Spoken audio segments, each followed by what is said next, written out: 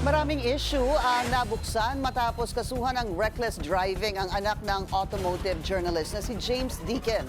At para sa isang motoring journalist, malaki ang papel dito ng LTO.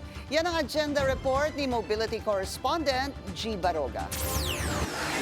Ang lengthy social media rant ni James Deakin tila naging national issue na. Hindi lang isa, hindi rin dalawa, kundi napakaraming issue ang nabuksan dahil dito. Hindi lang sa mga tao at ahensyang involved.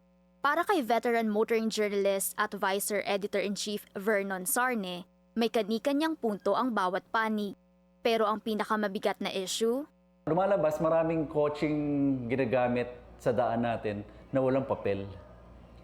At lumalabas yung mga motoring media ay madalas gumamit ng mga kotse na hindi registered.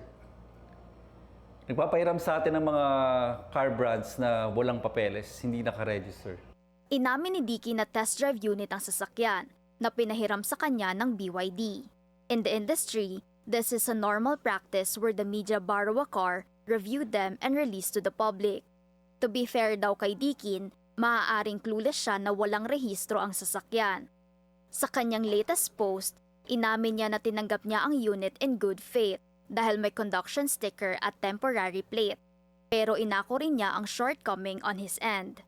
Hiningan namin ng reaksyon ng AC Mobility ukol sa pagkakadawit ng BYD sa issue, pero wala pa itong tugon. Pagbabasahin mo yung mga comments ng mga tao, and I agree, kung test drive unit tong kotse na to, bakit dinadrive ng anak niya? Now, may lusot yan, may lusot si James yan. Pwede sabihin na, no, tinitrain ko yung anak ko para maging motoring journalist. Gayunpaman, giit ni Sarne, kailangan pa ring managot ang anak ni Deakin sa pagmamaneho ng unregistered vehicle. Pero hindi ito isolated case. Ayon kay Sarne, maraming sasakyan ngayon ang walang plaka. Hindi lang dahil sa problema sa produksyon, pero dahil hindi na nirerespeto ng mga motorista ang sanctity ng license plate. Ibang issue pa ang long-standing backlog ng LTO. Dagdag niya pa, maganda ang laban na pinasok ni Deakin. Alam mo kung kalaban mong LTO, palagi kang panalo. Kahit na tama siya dito sa instance na to, lagi siyang mali. Dahil sa mata ng mga tao, palpak ang LTO. So, ang kailangan dito mangyari is that kailangan talagang ayusin ng LTO yung ahensya nila. Ang kapalpakan daw ng LTO, dahil sa loob mismo ng ahensya, may sindikato. Kaya naman kung man enough daw si LTO Chief ASEC Marcus Lacanilaw na aminin ito at linisin, sasaluduhan siya ni Sarne. Hinihintay namin ang sagot ng LTO official ukol dito. Posible pa raw manganak ng iba pang mga kaso ang isyong ito. Pero ang lesson sa ngayon, lalo na sa mga motoring journalists, ay be a good example and make sure that we comply with the very laws we are advocating for. Para sa Agenda, G. Baraga, Billionaire News Channel. Kasunod ng issue sa kaso ng anak ni James Deakin, suspendido ang agarang pagkumpiska ng driver's license ng mga traffic violators.